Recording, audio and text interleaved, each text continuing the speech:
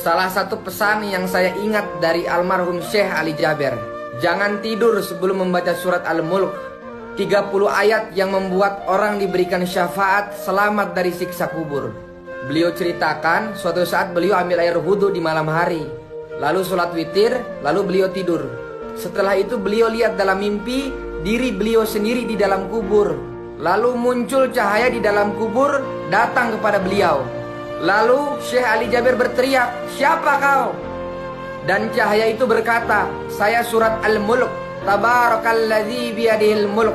Beliau di malam itu lupa membaca Al-Mulk, lalu terbangun dari tidurnya dan langsung mengambil air wudhu dan kembali membaca surat Al-Mulk. Lalu beliau tidur kembali.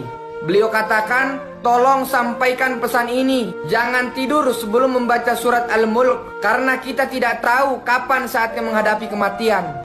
Jangan di skip, ambil pelajaran dari kisah ini. Masih ingat Freddy Budiman, bandar narkoba kelas kakap yang selundupkan jutaan butir ekstasi? Atas perbuatannya, jaksa memvonis Freddy dengan hukuman maksimal eksekusi mati. Tapi Allah masih sayang sama beliau. Allah siapkan rencana akhir hidup yang baik untuk beliau. 2 hari sebelum dieksekusi mati, beliau hatam Quran 7 kali dalam sehari. Lalu Freddy minta izin kepada kejaksaan sebagai permintaan terakhirnya.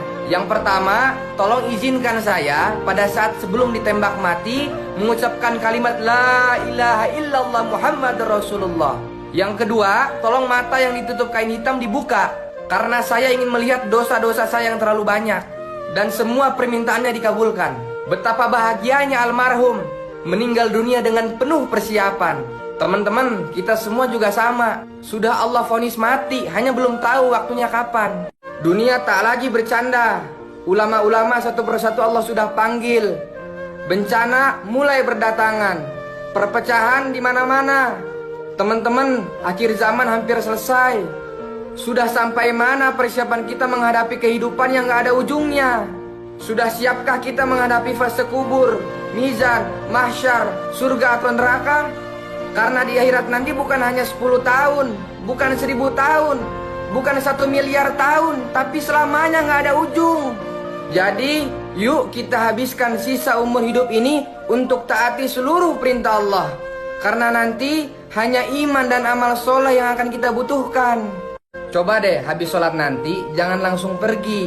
Curhat dulu sama Allah. Ya Allah, Engkau masih berikan aku sisa waktu untuk hidup. Rasanya ingin sekali menangis saat merenungi hari-hari ini. Ternyata aku lebih mementingkan dunia. Sholat hanya di sisa waktu kerja. Sedekah pun ala kadarnya.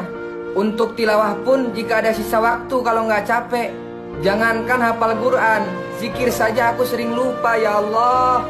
Padahal sisa umurku berkurang setiap hari. Ya Allah, tolong panjangkan umurku dan berikan aku kekuatan untuk perbaiki semuanya. Ditulis dari aku kepada aku. Ketika sudah berada di alam kubur, orang-orang berkata, "Wahai Rob kami telah melihat dan mendengar, maka kembalikanlah kami ke dunia, kami akan mengerjakan amal soleh." Ulama katakan, walaupun mereka minta dikembalikan ke dunia hanya 1 detik, walaupun mereka menangis sampai air mata habis keluar darah habis keluar nanah, sesungguhnya Allah tidak akan kembalikan mereka ke dunia walau hanya 1 detik. Karena ketika sudah di alam kubur, Allah tampakkan ganjaran setiap amal yang kita kerjakan di dunia ini sebesar apa. Sehingga semua orang kaget dan menyesal, ingin kembali ke dunia untuk beramal walau hanya 1 detik. Sebelum itu terjadi, mumpung kita masih di dunia, manfaatkan setiap detik di hidup kita untuk taat sama Allah. Karena 1 detik kita di dunia saat ini sangat berharga untuk mereka yang ada di kubur.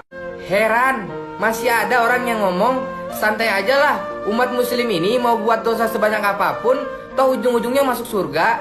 Hey bro, yang baik hati dan tidak sombong, sini gue kasih tahu. Emang bener, ujung-ujungnya masuk surga. Pertanyaannya, emang lu tahu berapa lama dicuci di neraka? Emang lu kuat? 1 hari di neraka sama dengan 1000 tahun di dunia. Api neraka itu 70 kali lipat lebih panas dari api dunia. Makanannya buah zakum, lelehan logam yang mendidih di dalam perut. Minumannya hamim, air mendidih yang membuat usus terputus saking panasnya. Tiada hari tanpa menerima siksaan. Yakin sanggup? Nggak usah marah kalau ada teman kamu yang datang pas ada butuhnya doang. Karena perlakuan kita ke Allah pun sama. Kita datang ke Allah pas ada butuhnya doang. Coba deh belajar, mulai dari sekarang deketin Allah nggak peduli kondisi kita lagi seneng atau susah. Kalau lagi susah, sabar, minta pertolongan sama Allah. Kalau lagi senang, syukur, karena itu pemberian dari Allah. Kalau kita apa-apa ingat sama Allah, Allah juga apa-apa ingat sama kita.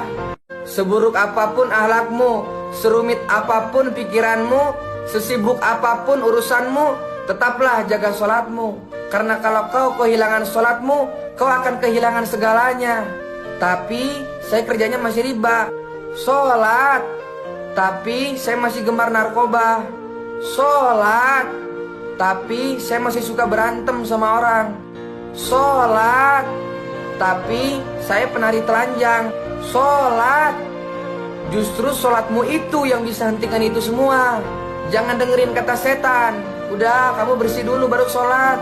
Udah, kamu bersih dulu baru ngaji. Karena Allah sendiri yang bilang sholat itu dapat mencegah dari perbuatan keji dan mungkar. Viral di bumi itu biasa, tapi kalau viral di langit itu baru luar biasa. Namanya Uwais Al-Qarni, pemuda yang hidup satu zaman dengan Rasul namun belum pernah berjumpa dengan Rasul. Pemuda ini sangat istimewa dikarenakan kisahnya yang sangat memuliakan ibunya yang lumpuh. Suatu saat ibunya ingin naik haji, namun dia bingung seperti apa caranya karena dia dan ibunya tidak punya perbekalan yang cukup. Akhirnya atas dasar kecintaan Uwais pada ibunya, dia rela menggendong ibunya dengan berjalan kaki sejauh 1000 km dari Yaman ke Mekah untuk berhaji. Setelah keliling Ka'bah sambil menggendong ibunya, Uwais berdoa, "Ya Allah, tolong ampuni semua dosa ibuku." Ibunya heran mendengar doa anaknya dan berkata, "Bagaimana dengan dosamu, nak?" Uwais menjawab, "Dengan terampuninya dosa ibu, maka ibu akan masuk surga. Cukuplah ridho dari ibu yang akan membawaku ke surga." Kita ini kadang aneh, mengkhawatirkan sesuatu yang sudah Allah jamin, tapi nggak khawatir sama sesuatu yang belum Allah jamin. Rizki ini sudah Allah jamin, tapi kenapa kita masih takut nggak kebagian rezeki? Sementara akhirat belum Allah jamin, tapi kenapa kita seolah nggak takut sama kehidupan setelah mati? Teman-teman, dunia ini urusannya Allah. Kita cukup ikhtiar semampu yang kita bisa. Karena nggak lama lagi kita bakal pulang ke kampung akhirat selama-lamanya. Kita nggak tahu kapan malaikat Israel datang cabut nyawa kita. Bisa besok, bisa lusa, bisa minggu depan.